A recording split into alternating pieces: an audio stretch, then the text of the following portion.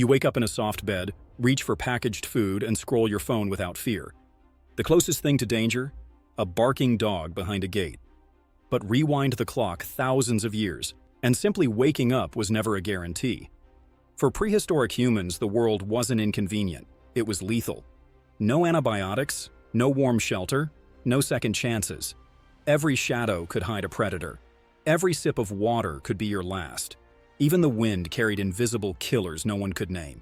And death wasn't a distant event, it was everywhere. The ways our ancestors died were as savage as they were countless. What you're about to see isn't just a history of how they died, it's a brutal reminder of what it really meant to be human back then. Think you could have lasted a single day? Let's see.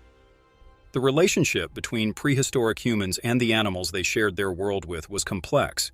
Sometimes we were the hunters, and sometimes, inevitably, we became the hunted. The fossil record reveals a sobering truth. Our ancestors frequently found themselves on the wrong side of the predator-prey equation. The prehistoric landscape was dominated by creatures that would make today's wildlife look like petting zoo attractions. Cave bears stood nearly 10 feet tall when rearing up. Saber-toothed cats packed more power in their jaws than any modern predator. And the cave lion, 30% larger than modern African lions, ruled the European landscape with impunity. For prehistoric humans, encountering these animals wasn't an exciting safari photo opportunity. It was a potential death sentence. Fossil evidence from sites across Europe and Asia reveals human remains bearing the unmistakable marks of megafauna attacks. Puncture wounds from massive canines, crushed bones from powerful jaws, and defensive injuries suggesting desperate final moments. One particularly sobering discovery from a cave site in modern-day Germany reveals the remains of an adult male with distinctive puncture wounds to the skull that match perfectly with the canine spacing of a cave bear. The positioning suggests he was caught from behind, never even seeing the death that came for him. The crushing force required to penetrate the human skull would have caused instantaneous catastrophic brain trauma. But here's what makes these deaths particularly brutal. Unlike modern predators that typically develop specialized killing techniques to dispatch prey quickly, prehistoric megafauna often lacked these refined hunting methods when dealing with humans, a relatively unfamiliar target. This meant that deaths from predator attacks weren't quick or merciful, they were prolonged traumatic events. Perhaps the most ironic aspect of prehistoric predation is that many attacks likely occurred during hunting expeditions. The same activities necessary for survival, hunting, gathering, fishing, exposed our ancestors to their greatest risks. Hunting wasn't a sport or hobby. It was essential caloric acquisition in its most dangerous form.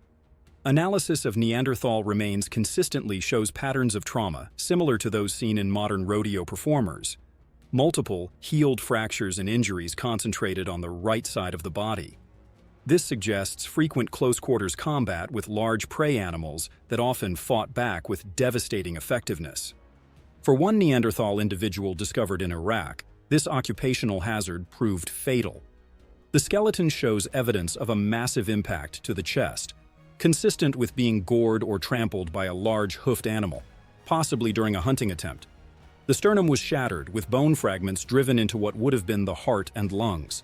Death would have come within minutes, but those minutes would have been defined by catastrophic internal bleeding and the desperate gasping for breath that never provided sufficient oxygen.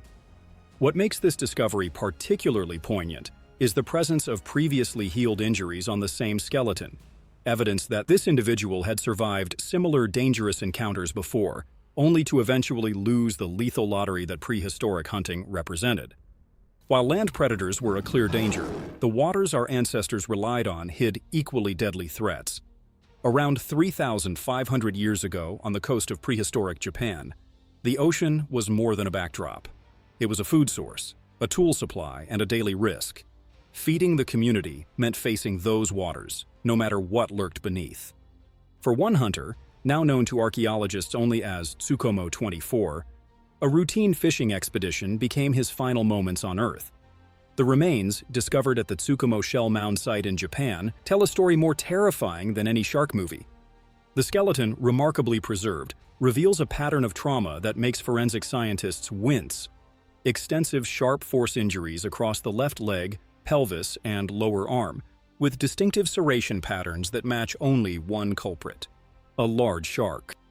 But what makes this discovery particularly haunting isn't just the attack itself, it's what happened next. Analysis of the remains showed that after the initial attack, the hunter was apparently recovered by his companions, likely pulled from the water while still alive. The body shows evidence of careful placement, suggesting he didn't die immediately. His community tried to save him. They failed. Blood loss, shock, and the primitive medical knowledge of the time ensured that Tsukumo 24 suffered what would have been an agonizingly slow death. And if that sounds bad enough, consider this. In the prehistoric era, pain management consisted primarily of plant-based remedies with minimal efficacy compared to modern analgesics.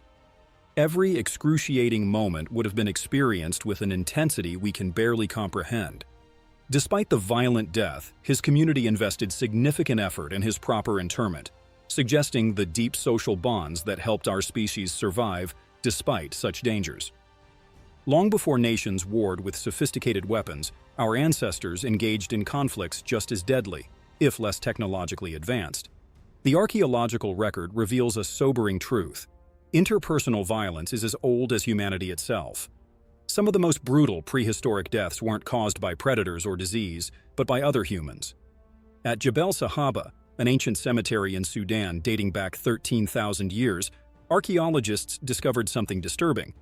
Among 61 individuals buried there, over 40% showed evidence of violent deaths. Stone projectiles embedded in bones, defensive wounds on forearms, and blunt force trauma to skulls tell a clear story of organized conflict. One male, estimated to be in his late 20s, had suffered no fewer than 16 separate wounds before death. The pattern of injuries suggests he was essentially pinned down, while multiple attackers struck him with both weapons and blunt objects. The positioning of stone points in his pelvic and lower abdominal region suggests deliberate targeting of areas that would cause slow, painful death rather than immediate incapacitation. And if you think that's an isolated incident, think again. From Europe to the Americas, sites dating back tens of thousands of years tell similar stories. The grim truth emerges. Resource competition, territorial disputes, and possibly even retribution killings were common enough to leave distinct patterns in the archaeological record. Perhaps even more disturbing than signs of warfare is the evidence of something colder: ritual execution. At Herxheim in Germany, dating back 7,000 years, archaeologists uncovered human remains showing clear signs of systematic dismemberment. Cut marks suggest flesh was deliberately removed, bones broken for marrow, and skulls carefully shaped into drinking vessels. The victims, men, women, and children, were not killed in chaos, but in a controlled, repeated manner. It points to ritual cannibalism carried out with precision and intent. One female skull shows evidence of having been scalped while the victim was still alive, with healing marks visible at the edges of cut marks. The implication is terrifying. She survived the initial traumatic removal of her scalp, only to face whatever came next in the ritual process. Cannibalism, whether ritual or survival-based, appears with disturbing frequency across prehistoric sites. At Gough's Cave in England, 14,700-year-old human bones bear the unmistakable signatures of butchery: cut marks from defleshing, tongue removal, and marrow extraction. The careful processing of skulls into drinking vessels suggests this wasn't merely about nutrition, but carried deeper social or ritual significance. Long before modern medicine understood the complexities of the human brain, our ancestors were attempting remarkably invasive procedures with stone tools. Trepanation, the practice of cutting holes in the skull, is one of humanity's oldest surgical procedures, with evidence dating back at least 10,000 years. In what is now France, archaeologists have discovered some of the earliest evidence of this procedure, dating to around 6,500 BC. The skulls tell a story both of remarkable knowledge and devastating failure. In some cases, healing around the edges of these carefully cut holes indicates the patient survived, potentially for years afterward. But for many others, the absence of healing marks reveals a brutal truth. They died during or shortly after these primitive surgeries. One particularly haunting specimen shows evidence of multiple attempted trepanations on a single individual. 3 separate holes, none showing signs of healing. The bone around each hole shows signs of infection, suggesting a slow, agonizing death from meningitis or similar brain infection. What makes this case particularly brutal isn't just the failed procedure, but what it represents: a desperate attempt to alleviate some condition, perhaps seizures, headaches, or mental illness, through the only means available. The primitive tools used, flint scrapers with minimal refinement, would have made the process excruciating. With no effective anesthesia beyond possibly alcohol or plant-based sedatives of minimal efficacy, these individuals would have experienced unimaginable pain as their skulls were slowly scraped through, layer by agonizing layer. While predators and human violence claimed countless lives, the environment itself posed perhaps the most significant threat to prehistoric human survival.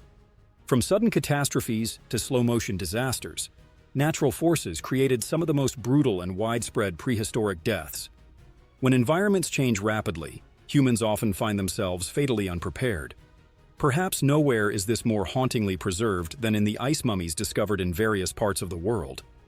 The most famous, Utsai the Iceman, discovered in the Alps in 1991 and dating to around 5,300 years ago, reveals a particularly brutal death. Advanced imaging techniques show he died from an arrow wound that severed a major artery, causing rapid blood loss. But what makes his death especially brutal wasn't just the violence, it was the context. Analysis of his stomach contents and pollen evidence indicates he was fleeing uphill into the mountains when killed, possibly after a violent conflict in his home village. The arrow struck from behind, suggesting he was being pursued. The high-altitude environment would have made his final moments even more agonizing, the thin air causing additional respiratory distress as his body desperately tried to compensate for blood loss. But Utsai's case isn't unique. In Qilakitsoq, Greenland, the preserved remains of 8 Inuit people dating to around 1475 CE revealed multiple tragedies. An elderly woman suffering from a painful tumor, a child with Down syndrome, and an infant who was apparently buried alive after his mother died. The brutal reality of prehistoric survival meant difficult decisions. A community unable to care for a nursing infant might resort to burying it with its deceased mother rather than watching it slowly starve. While Pompeii's destruction in 79 CE falls outside our prehistoric timeframe, earlier volcanic events claimed countless prehistoric lives. At the Neolithic site of Çevre Kırklareli in Turkey, dating to approximately 8,500 years ago, archaeologists discovered an entire settlement buried under volcanic ash, with human remains in positions suggesting they were overcome while fleeing. Adults reaching toward children, individuals collapsed mid-stride.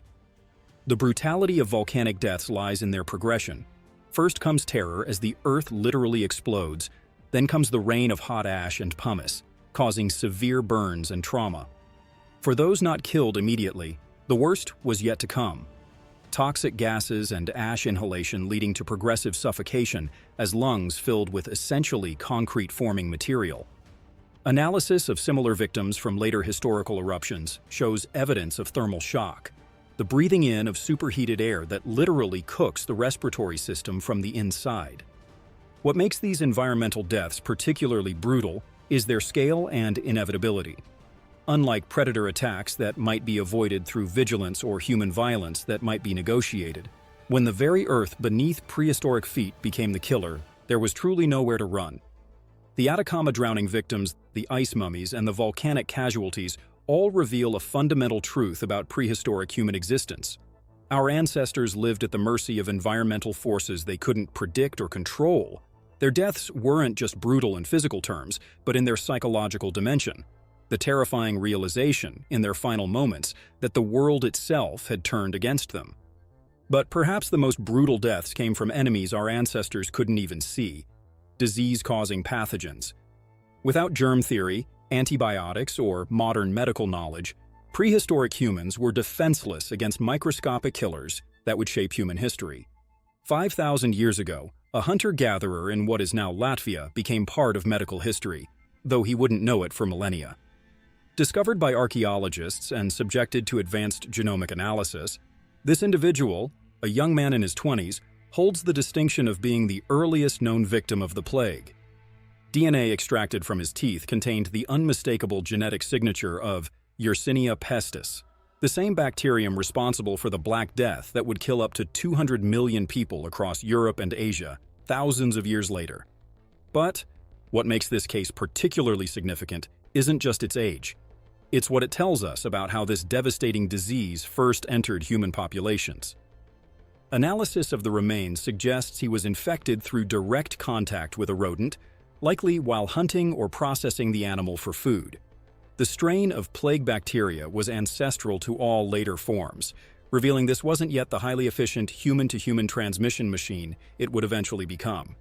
This man represented the very moment when one of history's deadliest pathogens made the jump from animals to humans. The brutality of his death would have been bewildering to both the victim and his community. Without any understanding of germ theory, the progression of symptoms, fever, painful swollen lymph nodes, respiratory distress, and eventually hemorrhaging and organ failure would have seemed like a supernatural punishment rather than a biological process. What makes plague deaths particularly brutal isn't just the physical symptoms, though those are horrific enough. It's the helplessness, the complete inability of prehistoric medical knowledge to offer any effective treatment.